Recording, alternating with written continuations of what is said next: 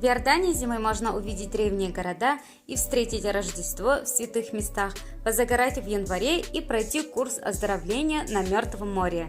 Такая зима вам точно запомнится. А сколько стоит тур в Иорданию, можете посмотреть на сайте Travelata или Level Travel. Ссылки на сайты оставлю в описании под этим видео. И не забудьте подписаться на канал, чтобы ничего не пропустить. Почему зима в Иордании правильный выбор? Знаете ли вы, что здесь 330 дней в году светит солнце? Это замечательный аналог привычному отдыху в Египте, только выше классом и с большими возможностями. Экскурсионные, медицинское, паломническое и даже пляжное актуально любое из этих направлений. А для первых 3 зима просто идеальное время. Почему? Давайте разберемся. Зимой туры в Иорданию гораздо дешевле, чем в любое другое время года. Комфортная погода, нет изнуряющей жары, что особенно оценят любители экскурсии. Мало туристов, везде, пляжи практически пустые. Все их обитатели европейцы, для местных зима и пляж несовместимые понятия. В экскурсионных местах свободно, нет ажиотажа и очередей. Зимой туристы приезжают на лечение у Мертвого моря или в спа-салоны на побережье Красного моря. Зимой можно купаться, а на Красном море даже загорать. Если большинство туристов приезжают совместить пляжный отдых с экскурсионным или лечебным, то низкий сезон не препятствие для паломников, приезжающих увидеть памятники истории и религии. В основном это выходцы из мусульманских стран. Зимой температура воздуха днем плюс 13 градусов на севере, плюс 18 градусов на юге, ночью до плюс 6 градусов. В пустыне ночью температура может падать до минус 17 градусов. Что смотреть? Одна из самых знаменитых достопримечательностей этой страны – это Петра. Огромный город, буквально вырезанный в скале древними набатеями. Невероятно, но он даже спустя 1000 лет прекрасно сохранился до самых наших дней.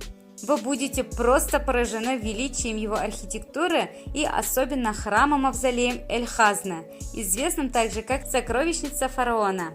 В Иордании вообще повсюду встречаются удивительные руины.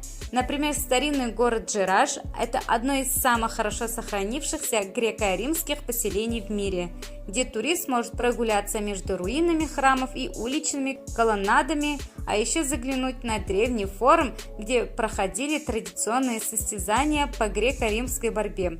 Лучший вид на город вас ждет со ступеней храма Зевса.